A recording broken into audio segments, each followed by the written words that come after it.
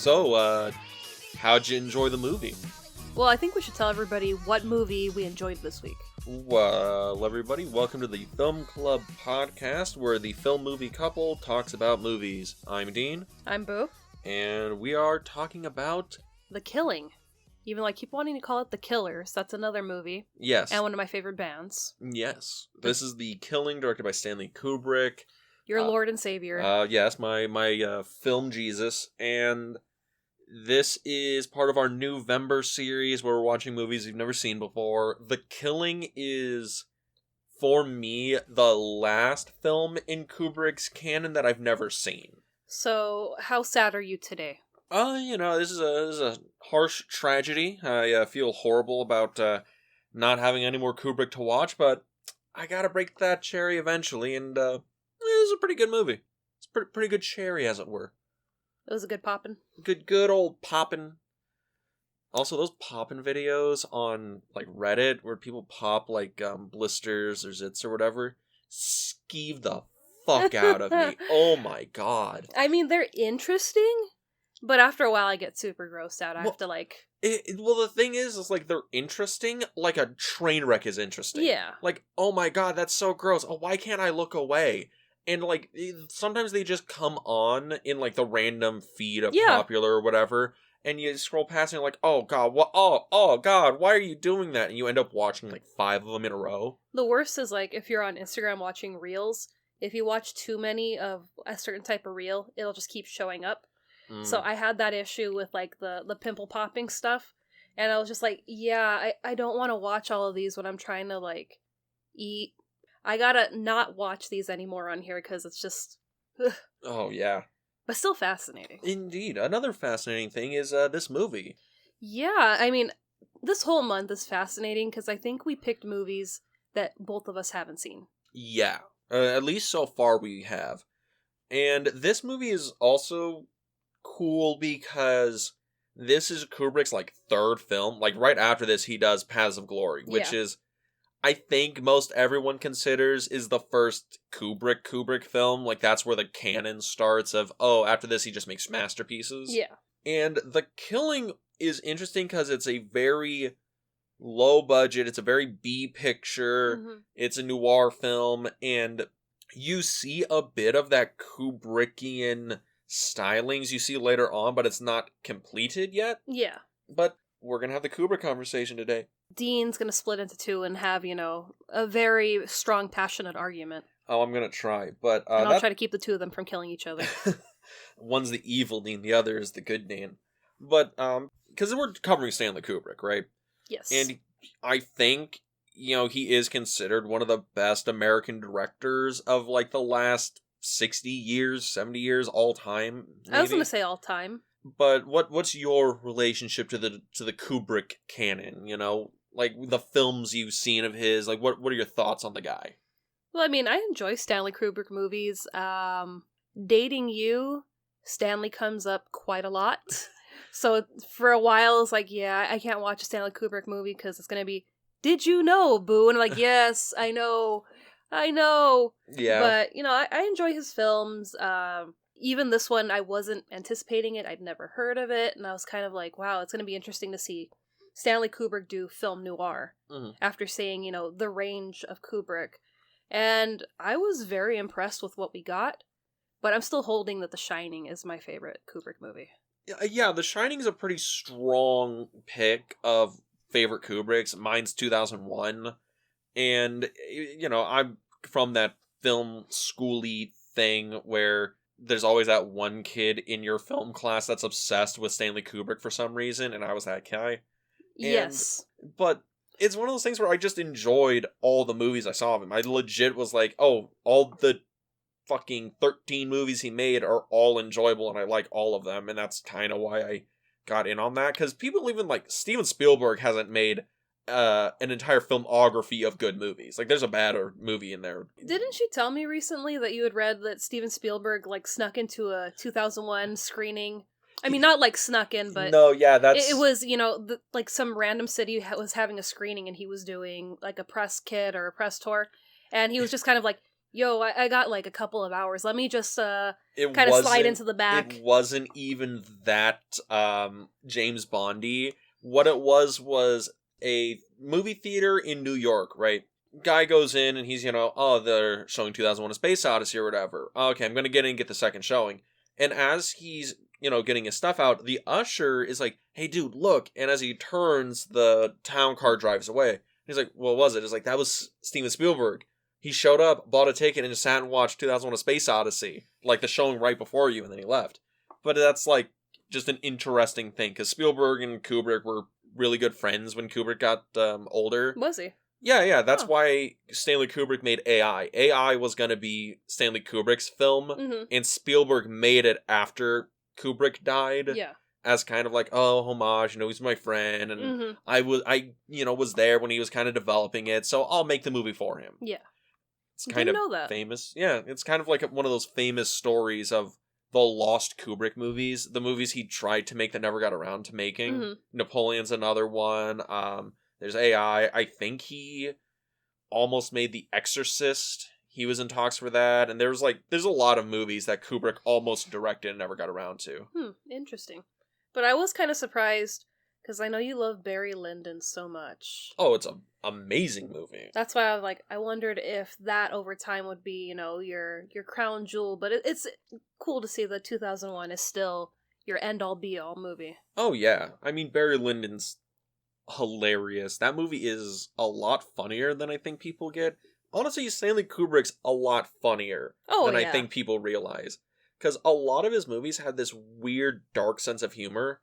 Even this movie has kind of a weird, dark sense of humor. Yeah. But, yeah. So, The Killing. Where do we want to start? Well, I think you should tell everybody what the film's about.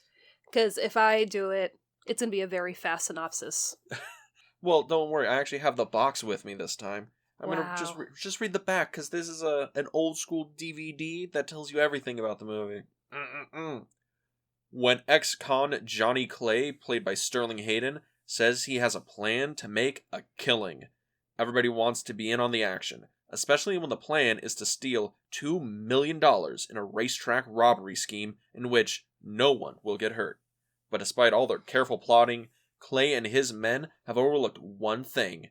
Sherry Petty, played by Mary Windsor, a money-hungry, double-crossing dame who's planning to make a financial killing of her own, even if she has to wipe out Clay's entire gang to do it. And the plot synopsis makes this sound like the most generic noir film of all time. But in reality, it's Reservoir Dogs. Yes, it's Reservoir Dogs, it's a little bit of Pulp Fiction, it's like... It's got a dame in it. It's got a dame in it. And that's kind of the funny thing about this movie is you can so see this movie influenced a lot of Tarantino's early stuff. That non-linear storytelling, how there's a whole, crime scheme going on. Like, Reservoir Dogs' Jackie Brown, I think, does exactly the heist in this movie. I mean, even the clown mask. That's the same clown mask from The Dark Knight with the Joker. Yeah. I was so excited to see the flower box with the ribbon on it and the guns in it. And I'm like, how many times have we seen that in movies? Oh, yeah. And it's I was like, the so same looking one as, in Terminator 2. Yeah, so I was like, wow, that's where this originated from. But, the movie is a pretty by-the-numbers noir film, right? We have... people in suits, people in hats. People in suits, hats. People are getting smacked around. Yeah. We have people getting smacked around. It's a crime movie. All of our characters are morally gray at best. There's at least one Johnny in the cast, because there's got to be a Johnny in a noir movie. Yes, there's a Johnny in the noir movie. And I was waiting to hear, and she? Oh, for God's sakes. And it's a heist movie, and we're going through all these tropes of a classical noir, and this comes out in 1956. Yes.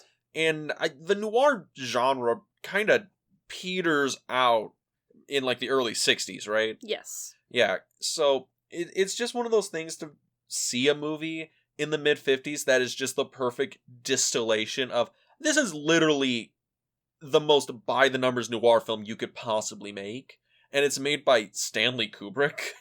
And there's no, you'll never catch me, coppas. Yes, Boo, we know you know all the tropes of noir movies. You love them. I do. I really do.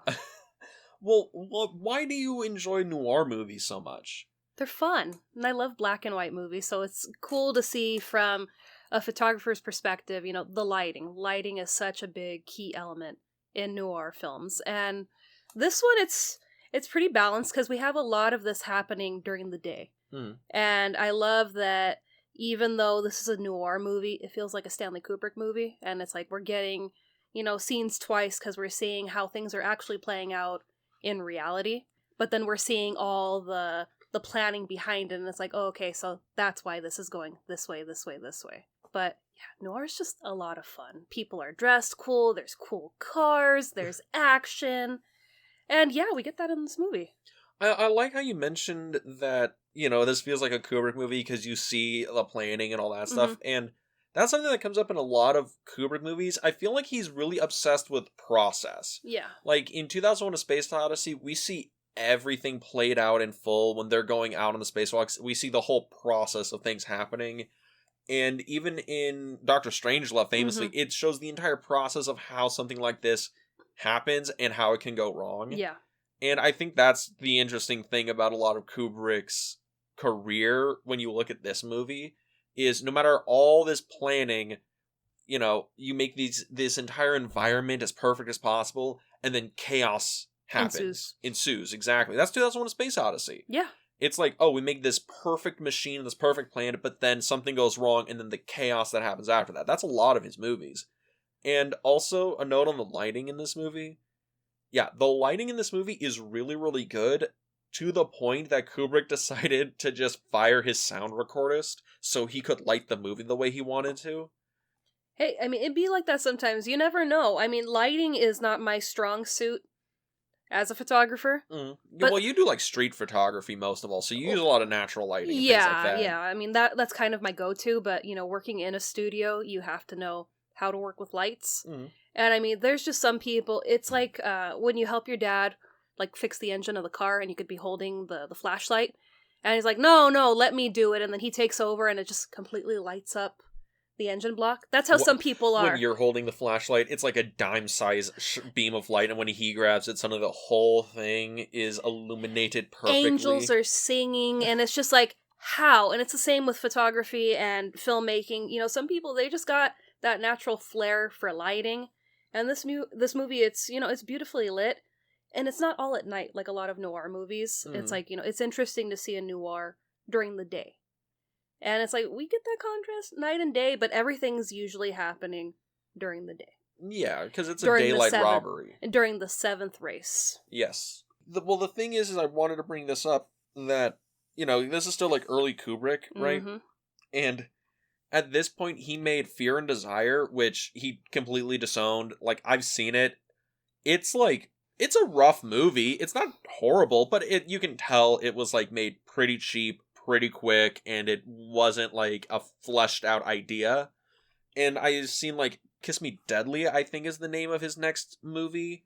After that, that's a movie he made before this, and that one is still like kind of amateurish. Like, a lot more of the ideals are there, the photography is a little bit better. Yeah. But then he makes The Killing here, and could you imagine you're on that set and you're like setting up everything? Your director is this no-name guy. He made like 2 movies that are fine, but they're not good. And he's like, no, I got a vision. Sound recordist, you're off the movie. We're just going to do the whole thing in post, and we're just going to light it exactly how I want. And, cinematographer guy, if you question my decision on lenses again, I will fire you on this set. Yeah. Like, what in the world is that set like? When you're working with somebody who has this really precise vision for this movie, to the point that confusing, right? Yeah, because clearly you can't see what the other person is thinking, and even if you're that person coming up with this concept, it's hard to describe it. You have to be like the one that creates it, then you can show people, this is what I was going for. So I can imagine that people were probably a little confused, but it's like, he is Kubrick. So it's like you gotta. Well, this is before we get the myth of Kubrick. This isn't like I know 80 take Kubrick. No, this is Kubrick, climbing the Jedi steps, and it's just also this was filmed in 24 days, which is like insane for a Kubrick movie because like famously, what is it? Almost every movie he ever made went like 100+ days over budget. They went months over. What I think it was Full Metal Jacket. The guy he got in the movie to play 8-Ball, Mm-hmm. he was like, "Look, I'll do it if it's only 8 weeks." And Kubrick's like, "I can do 8 weeks, not a problem." But the guy was like, "Nah, I'm not gonna do it because Kubrick says 8 weeks. That means like 16 weeks, and I got to do something else." So he goes off and does another movie. Yeah. But in the time he went off, he filmed the movie. The movie got released. It premiered.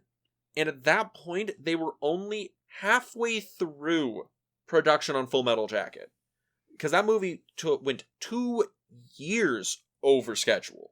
And this is like 24 days, in and out. Totally fine. And it's not like this is, a really light movie where it's like, well, I could see where, 24 days. It's like, there's a lot of planning, there's a lot of action, and it's like, you got all of this meshed into 24 days? Oh, especially the stuff at during the heist. During the heist, because yeah, he's reusing a lot of the same sets over and over again, which that's how you save time on shooting. But it's like he's going over all these things like multiple times, and you can tell it's like, well, there's so many actors and extras you have to place and put in specific ways to get certain shots, and also all these sets are being build, and it's a really fascinating thing to see how the movie kind of gets constructed in such a precise way, because the movie is not very long. No, I think it was an hour 30. Is this a tight 90? Yeah, it's an hour 29 minutes, so yeah, hour 30, which again is kind of weird because the plot was, we described it, doesn't sound dense. It's a heist movie, right? But when it actually plays out, there's a lot going on to make this daylight robbery seem as complicated and 4D chessed as humanly possible. And especially when, it's not just a heist, it's, these guys trying to score some cash. We get to see the problems and the reasons why these men are banding together to steal this money. We've got one, his wife's sick, he's trying to take care of her. Johnny's trying to provide for his girl. His new wife, who wants to get married. Because he's just, come off of a 5-year prison sentence. And it's just like, you're seeing, okay, this is the reason why I need the money. This is why I'm doing it. Mm-hmm. And we've got, what's his name, with his wife that kind of... George Petty, played by Elijah Cook. You should know him. He was in House on Haunted Hill. And oh, no, I know. Believe me, when I saw him, I was like, I know you. That's the thing. There are so many actors in this movie that I recognize as, oh, you are that guy that was in like 80 movies in the 50s. Who is it? Timothy Carey. He shows up again in Paths of Glory, and I heard somebody describe him as the Nick Cage of the noir films, because he was an insane person. He was absolutely crazy. He would do the weirdest things on set and do the weirdest things with his performances. But you see him in the movie, and he's fucking captivating. I mean, I kind of want to see him now, with a Nick Cage accent, running through this movie. Do you want to know my favorite Timothy Carey story? Sure. So this is from Paths of Glory, and he's shooting the film, right? Yeah. Now, he wants to drum up press for the movie, because he's like, oh, I'm doing a really good job. Like, I want to help the movie. So he stages his own kidnapping. And I do mean, like, his own kidnapping. He goes off and disappears in, like, the fucking European woods for, like, 3 days. They can't fucking find him. And then he wanders off into the highway and tells the cops, I was kidnapped, and I was literally stages it. The police figure out what the fuck happened, and they're like, we're going to charge you for falsifying a kidnapping and all this other shit. And Kubrick is like, oh, for God's sakes, pays his bail. Yeah. Gets him on set. The last take they need of him, Kubrick fires him on the spot. He goes like, and that take was good? all right, cool. Tim, you're fired. Get the fuck off my set. And he's like, life happens. And he, again, insane. Absolutely insane. I want to drum up press. Let's commit a felony. Probably shouldn't have left his notes behind. How I did it. Shouldn't have left it behind. Yeah. Got to get rid of all the evidence. But there's a lot of good actors in here. Like Sterling Hayden's another one who I feel like was made in a laboratory to be like, we need the perfect leading man for B movies, but is also as close to Charlton Heston as we can get. And then a star was born. Yeah, because he did a lot of these movies, westerns. He was in Johnny Guitar, I think. That's the other western I know him from. He played Johnny Guitar. Yeah.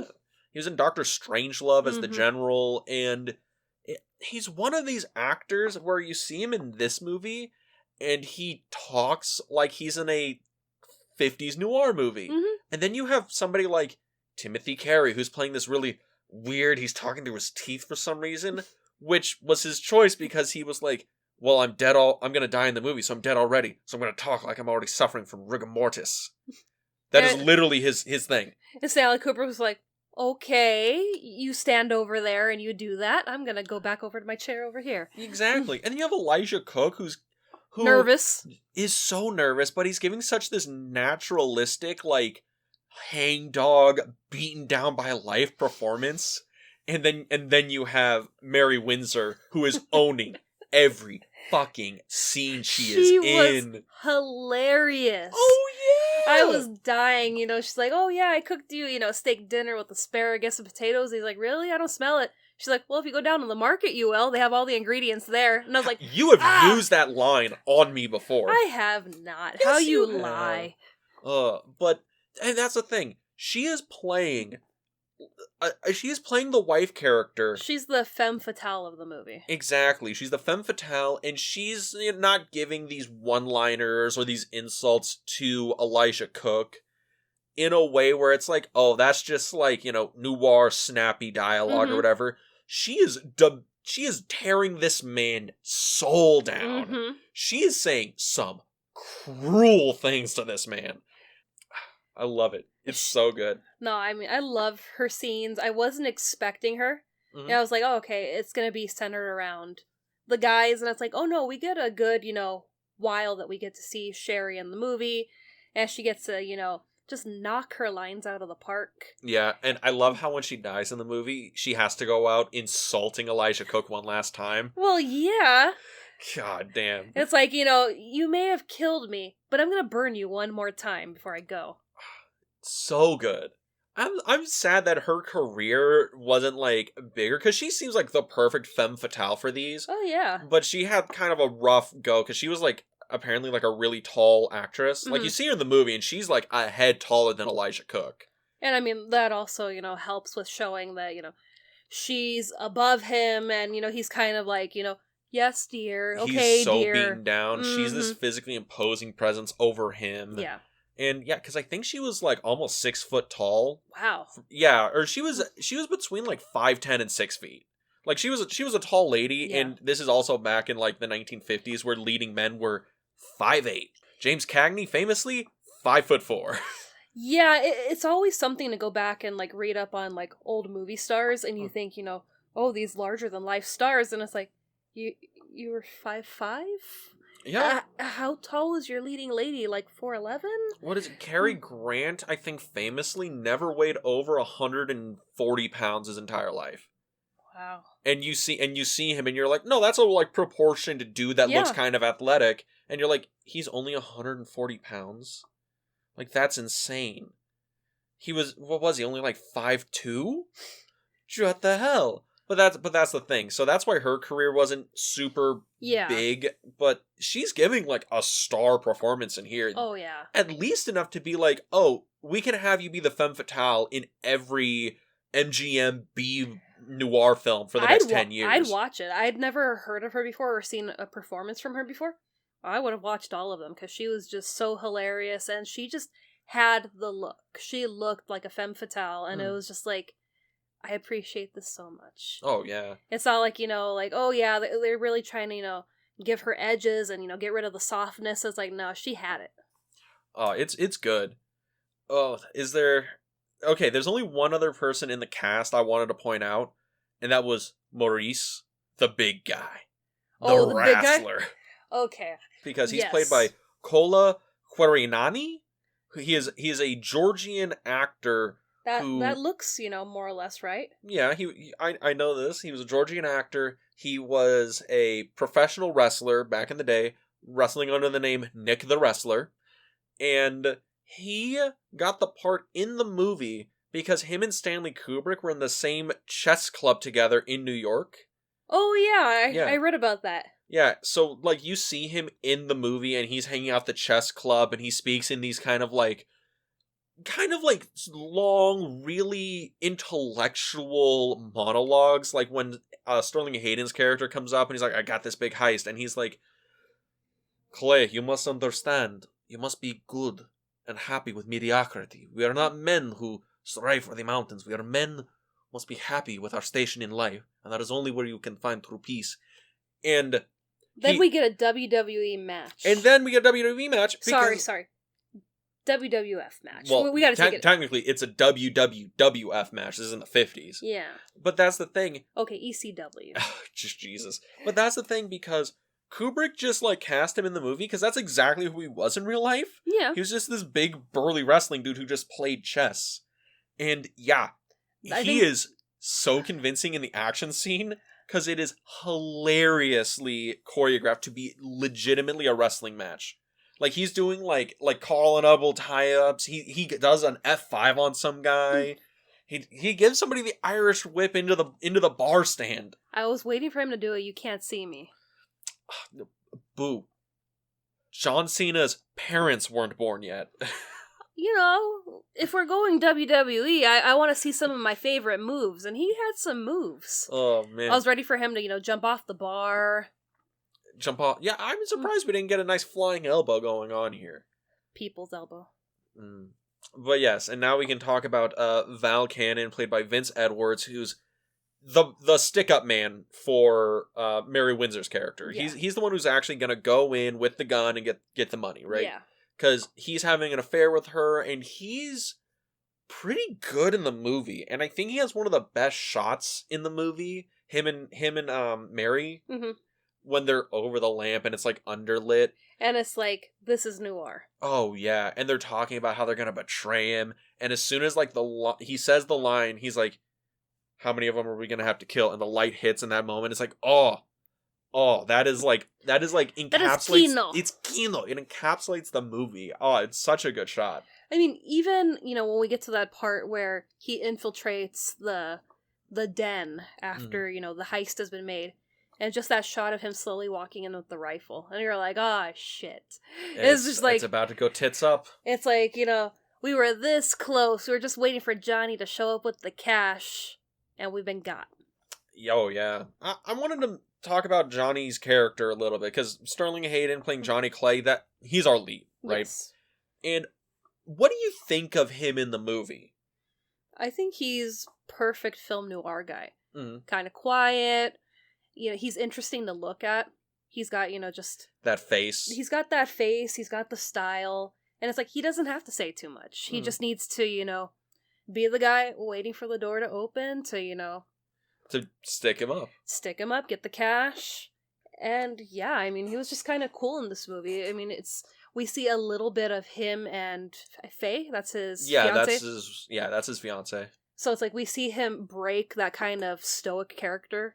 Mm-hmm. When he's with Faye, and then, he kind of clicks back into, I'm here for the cash, and solely that. He is a man on a mission. You know what struck me the most about Clay as a character? Was he didn't seem like the kind of guy who would come up with this 4D chess thing. And I think that's kind of what the filmmakers, the writers, and Kubrick are getting at, is Johnny Clay is not a mastermind. Mary Windsor's a mastermind. Mm-hmm.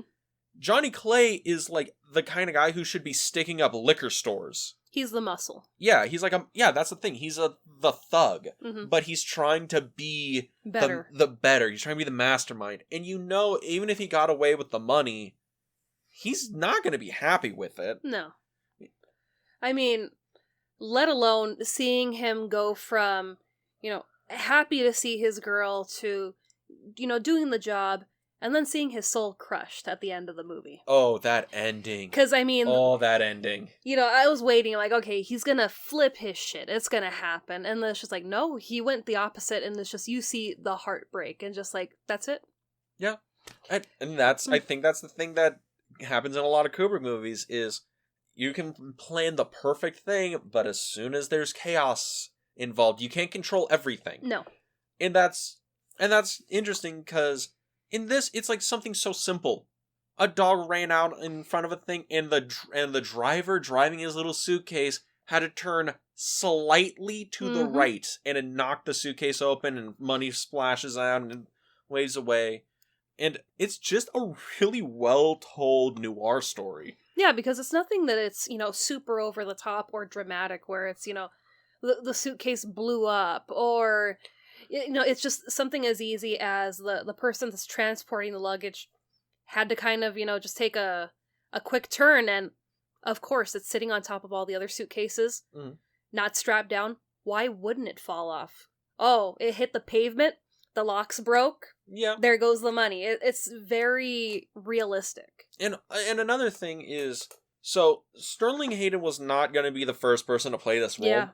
And I think when Kubrick wasn't attached at that point, but originally Frank Sinatra wanted to be, make the movie. He wanted to star in it. He thought, oh, this will be fun. I can be noir guy. It'll be great. But Kubrick and his producer partner basically bought the rights out from under Sinatra, because he dragged his feet on it. Yeah. But that moment in the airport, that only works if Sterling Hayden's playing him and not if Sinatra's playing him.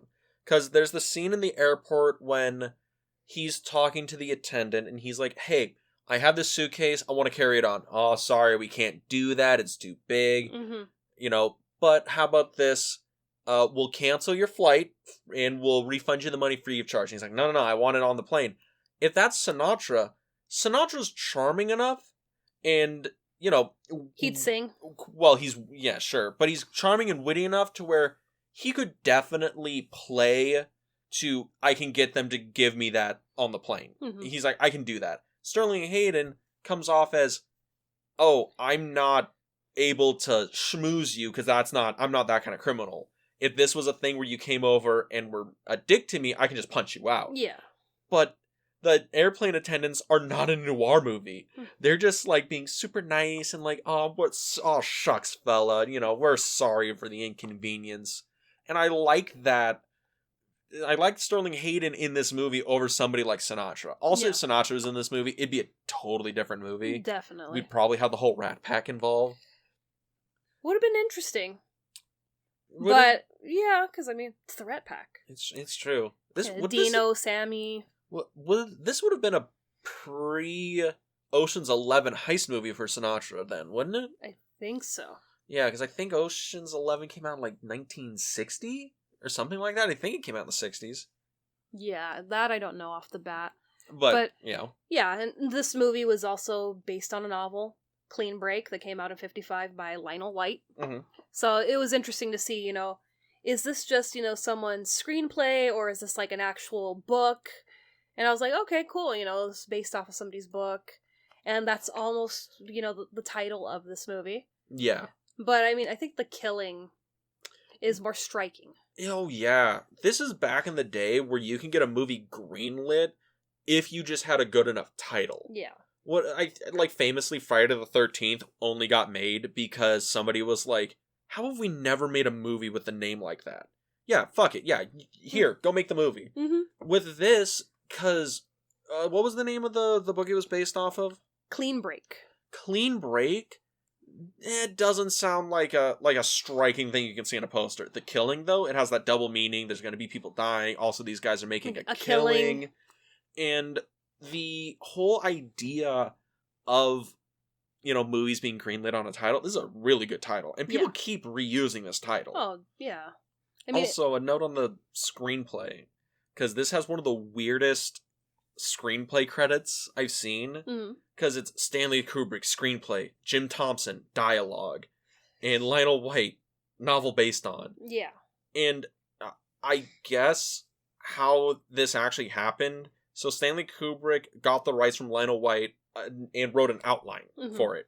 And then he gave it to Jim Thompson, who was a noir writer, like a pulp writer or whatever, and said, hey, I have an outline, but I can't write dialogue. Punch it up for me and, do that. But Lionel White, Jim Thompson had no idea how a script looked. Yeah. So he wrote it all longhand on legal pad. Huh. And when you would get to set, how it was formatted was you had to flip it up like that instead of like reading it like a book. Yeah. So people were really confused about when they saw the script, and they're like, why is it written like this? Why is it all like formatted like this? This is really wonky. Yeah. Why is it handwritten? Why is half of it like handwritten photocopies? They're like, just do it. Just say the lines. Let's fine. get through it. Yeah. And that's kind of the funny thing, because, we know Kubrick now to be somebody who's so exacting that everything would have to be more or less perfect before he would do something. And in this, it feels like he's just kind of like, look, we're just going to push through and we're going to get the fucker made. Yeah. Because that's like him at this point, right? This is his, fuck it, I just want to get something made. That, and it's also a 24-day range. Mm-hmm. So it's probably like, we need to get this done. Mm-hmm. We don't have, or at least Kubrick didn't have the cachet that he did in the rest of his career, where it's like, well, yeah, if it's going to take forever, that's fine. Yeah. We got the time. That was probably post 2001 or post Clockwork Orange.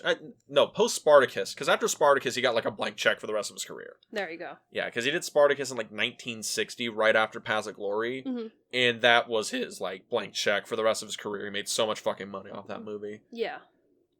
But yeah, like The Killing is just a fascinating fascinating artifact of that era and that director.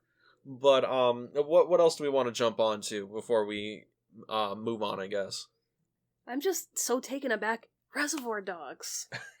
I still can't get over it. I love Reservoir Dogs. I've seen Reservoir Dogs on probably the most out of any Tarantino film. And it is interesting to see how this movie has influenced so many other films and directors. But yeah, like, it is interesting because Reservoir Dogs is a movie that I feel like steals heavily from this. And also, I guess, like, the Japanese movies it's based off of. Yeah. But, yeah, no, The Killing is, like, really much laying the groundwork for how you do these kind of movies. Yeah, and I'm surprised that I hadn't heard of this movie before, or it's not a movie that a lot of people talk about.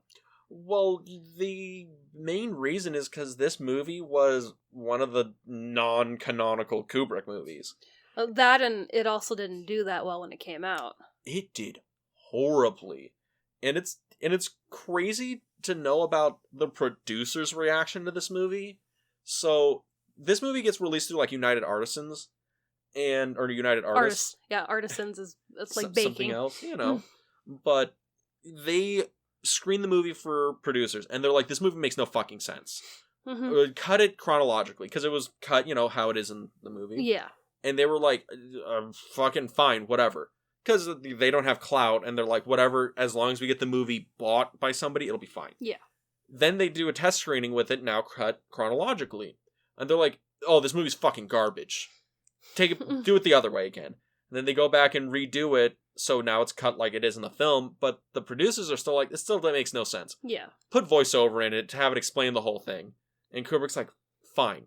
And you notice the voiceover in the movie is obviously like some local radio announcer kind of reading off some cue cards, giving information that is the most benign, non-important information for the film. And, listening to that and watching it, I was thinking Once Upon a Time in Hollywood, where you have, the narration over the movie, and I was I wonder if Tarantino took, this and put that into Once Upon a Time in Hollywood, so we're kind of, hearing the story as we're seeing it. A little bit, but the thing is with this, Kubrick actively hated the voiceover. He hated it, and it was just like, I understand that, but again, just to see, how much Tarantino takes from this. How influential this movie was, where it was just like, hey, that's really cool, that voiceover. Okay, let me take that. Oh, I like that. So it's, this movie that doesn't get talked about a lot. It was critically acclaimed. The critics loved it. Yeah, I think it won a BAFTA. Yeah, so it was liked, but it wasn't successful. Yes. Which kind of sucked, because Kubrick deferred his check for this. Mm-hmm. Which, again, you gotta think about it. He made Fear and Desire with his uncle's money. Mm-hmm. He made Kiss Me Deadly no money. Mm-hmm. He deferred. He put all of his own money into it, and then he makes this, and he's made 3 movies, and he's not gotten a single cent out of any of them. Yeah, because that's rough. And I mean, the budget on this movie was over $300,000. So which is so cheap, even for a B picture. For a B picture, and the film lost $130,000, and it was just like, yikes. Which is fucking crazy, because I feel like you could make the money back in drive-thrus if you advertised it at all. Double features. Well, it was on a double bill with Banditos or whatever. But that look in your face, yeah, that's why that movie didn't make any money, because it was a B picture for a B picture. Yeah, because I was like, I think I've heard of Banditos before, but I'm like, yeah, I can't even think of anyone that would be on the cast. Oh, me neither. But that's the thing about the movie is the reaction it gets, because everyone is like, oh no, this is a really good movie, but no one shows up, and the producer might have had a called shot on this. Yeah. Because after they're done screening it, with the voiceover and everything, the producer's like, all right, yeah, we'll take it, we'll release it in 6 months. Or 3 months or whatever. Yeah. And Kubrick and Harris, the producer, are like, well, did you like it? What'd you think? And he was like, it's a movie. He was like, well, what do you mean? Was it good? And he was like, no. And walks out the door. And I'm like, was that just the consensus for open audiences? Was, it's a movie, it's a noir film, it's just not very good? Yeah. Because I think it's a pretty good movie. It might not be the greatest noir film ever made. It's not like The Maltese Falcon or Treasure Sierra Madre. But as a low budget noir heist film, this is a pretty good movie. I would say this is one of the better noir films I've seen out of this era. It's not prime noir films, but it's late stage noir. This is really good. Yeah. I'm kind of surprised that you never did a noir movie, a short film. Oh, for my stuff? Yeah. Well, I've done noir stuff in movies that I've shot. But the thing is doing a straight noir film as a crime movie and things like that, I would need to watch a lot more noir films, just because the visual style is one thing. Yeah.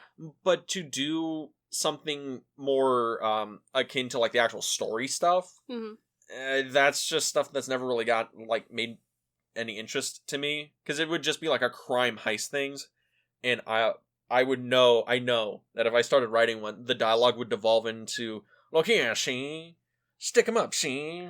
I got my tummy gun, see? I would need to resurrect Edward G. Robinson to be in my noir films. Or Clancy from The Simpsons. Or James Cagney.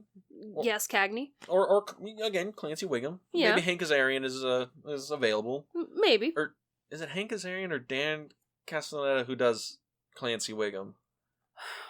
I think it's Hank. But both of these guys do so many characters, it's hard to, pinpoint what characters. You have to look at, a graph of them in, yeah, I play this, that. And that's the thing about The Simpsons. We're going on a tangent now. Yeah. That's the thing about The Simpsons, right? You know how people say, oh, The Simpsons is going to go on forever, or until a, cast member just finally leaves or quits or dies. Yeah. But the thing is I think when the guy that played there was somebody in the show that passed away. It was Mrs. Krabappel. Mrs. Krabappel, yeah. And they were like, oh, that sucks, but they were talking about it, and apparently there was just enough content of that voice actress working on the show that they were like, well, we can put it into a computer and just have her keep going. Yeah. And I was like, what? So if Homer Simpson, they like dies, they could reasonably just keep going with like a Homer Simpson computer. Probably. I mean, the show's been going on longer than we've been alive. Yeah. And I don't know if they're still doing new episodes, right? Yeah, it's the longest running TV show of all time. Yeah, because I think someone was saying something about the recent Treehouse of Horror. So yeah, it's over, well over 30 years old. Mm. So yeah, I could see there being enough backlog stuff from, that didn't make it into, current episodes that we have or episodes from the past where, yeah, you could totally string it together and make it sound organic. Yeah, and the other thing is, like, I think at this point The Simpsons is it cancellation proof? Because the show's gotta be cheap to make. They have, like, the rotating animation team, and the animation's not very complicated. They probably have it down pat at this point. The kids stay the same age. Yeah. It's the same costumes. The writers just have to come up with a standard funny script for every episode. That's only, like, 20 to 30 minutes long. And also, the other thing is, like, the voice actors, I saw that, I think they only get paid, like, it's like 30 grand or 100 grand an episode.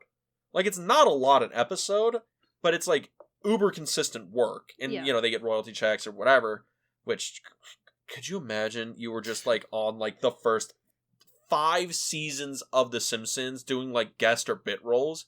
You've probably been getting checks for that forever. Like, you probably get good money from all those royalty checks for all the Simpsons shit. I mean, I'm currently rewatching. I'm doing a binge on Disney Plus where I'm rewatching from season 1 of The Simpsons. I'm going to see if I can work my way through the new seasons. I've wanted to do that, but the problem with, at least the problem with me, is I really start to feel when the writers started to, like, fall off. I think it's like 9 or 10. Because I think after that, like, there's still good Simpsons episodes after that. It's just, like, the consistency started to drop off a little bit. But, man, let me know how far you get, because I really want to know, because I haven't watched The Simpsons in so long. I'm only in, like, season 2, so I've got a ways to go. Oh, but season 2 through 9 are fucking gold. Oh, they are, but it's a lot. I watch before I go to sleep, but, now I'm watching the latest season of Catfish, and I'm just like... Oh, you and your bad reality TV shows. Catfish is so good. You gotta watch it. Oh, God, no. You love the drama. Yeah, but I hate reality TV. But just give it a chance. Yeah. I'm doing a rewatch of Twin Peaks, or of course I'm gonna try to. I don't know what it is. I love Twin Peaks. I even like the weird shit in season 2, where it's not like surrealist. It's just like a by the numbers soap opera, and also a little noir in The Return. Very. But the thing is I have such an issue getting through the pilot, and it might. Oh, I love the pilot episode. The pilot's good, but I don't know why. I get like halfway through the pilot episode, and I'm like, man, I really want to take a nap right now. Oh, well, nap sounds so good. That's just you all the time. You want to take a nap. Exactly. And how can you disrespect the pilot episode when we have the best character in Twin Peaks in the pilot? Ooh. Wait a minute, there's a lot of great Twin Peaks characters in the pilot. This is the ultimate best character. I'm trying to think of who's only in the pilot. Is it somebody who's only in the pilot? Yes. Is it the fish in the percolator? No. Damn. Alright, who is it? It's the cool guy doing the dance in the hallway at school. Oh my god. That legend. That absolute Chad. I am annoyed that in The Return we don't get a callback to that guy. And I know the whole point of The Return is David Lynch like thumbing his nose at everyone who's like down for nostalgia TV. Yeah. But that was the one thing I wanted to happen, is just to like see in the background of like one of the serious scenes at the diner, and it's the dancing guy, and he just like moonwalks past the window. Like, he's just been dancing for the last 25 years. But yeah, everyone, I would highly recommend Twin Peaks to anyone, and Early Stage Simpsons to anyone. Yes. But The Killing. Really good movie. Very good movie. I think it's absolutely still watchable. This isn't one of those 50s movies that aged really poorly or the acting's so wonky it's really wooden and alien. I think this movie still works. Yeah, I'm in the same boat as you where it does work. It doesn't feel like, ooh, this is, super dated and I can't, understand what they're talking about or why they care about this. It's like, no, you're able to understand the plot points and the plot beats, and the characters are interesting. I mean, best scene for me is the WWE match. You just really like the action beat. Also, it's interesting to see Kubrick do like a full-on fight in a movie. Yeah. Because he was a documentary guy, and he shot like The Day of the Fight, which is like a short film about a boxer. And I think Kiss Me Deadly is also about a boxer. But it's just funny to see him shoot a straight-up WWE match that we also see again in Barry Lyndon. Yeah. Great stuff. Great stuff. Good movies. But yeah, so final thoughts on The Killing. 2 thumbs up if you're able to find it. I was able to watch it on Pluto? Pluto. It's also a public domain film. You can find it on its entirety on Wikipedia, and it's the Criterion version, so it's like the 4K upgrade. Speaking of Criterion, it's number 575. Ooh. Since I know you are a Criterion man, you have so many Criterion DVDs. DVDs, Blu-rays, yeah. Well, the thing is Criterion just has, like, all the old, weird, random movies I like. Yeah. But yeah, so I would also give this 2 big thumbs up. Very happy with this. I'm happy I finally got to this Kubrick film. Because you were never going to watch it, were you? Probably not. I was probably going to keep this as, like, the one to never be watched, so I can always say I haven't watched all of them. Of course. Like that dumb thing, that people do sometimes. But, because it's like, I've seen all of them. I've seen all of the Kubrick movies multiple times. This is my favorite director. Yeah. But I was like, I don't want to watch everyone. I always wanted to have one that I've never seen. So it's like, I can always, like, go back and have a look at it when I want to. Yeah. And I was like, maybe I'll keep that one on the back burner. Yeah. But then I was like, oh, fucking Dean, stop being a pretentious asshole and just watch the fucking movie. So I'm glad I did this for November. So 2 big thumbs up on this one. Same. But we end November next week.